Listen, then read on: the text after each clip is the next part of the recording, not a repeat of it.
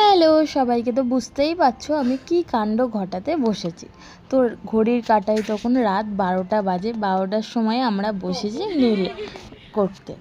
তো চলো, প্রিয়াঙ্কা আমার নেলটা করে দিয়েছে। এত সুন্দর করবে আমি নিজেও ভাবতে পারিনি। ও কিন্তু কয়েক দিনে কাজ শিখেছে, মাত্র 3 দিন ক্লাস করেছে। ক্লাসের মধ্যে এত সুন্দর কাজ শিখেছে, ধারণার বাইরে।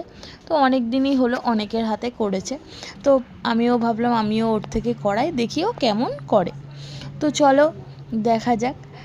এখানে আমার পুরো নেলগুলো আমি এরকম রাউন্ড শেপই করতে বলেছি, যেহেতু আমার নখগুলো না প্রচুর চওড়া।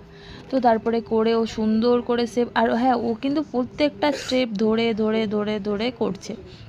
তো তোমাদের যদি কারোর ইচ্ছা হয় ওর কাছে করতে পারো। ও কিন্তু ভীষণ ভীষণ ভালো করে, আর রেজাল্টটা তোমরা লাস্টের দিকেই দেখতে পারবে। তো এত সুন্দর। আর আমি না কি ভুলভাল কালার চুজ করছিলাম, এটা করব ওটা করব, তারপরে বলছি গ্রিন কালার করব। তো যাই হোক, লাইট কালারে একটা ভেবেছিলাম, সেটাও করিনি। তারপরে প্রিয়াঙ্কা বলল যে বৌদি দাঁড়াও, আমি তোমাকে একটা কালার সাজেস্ট করি, তুমি ওটা করো।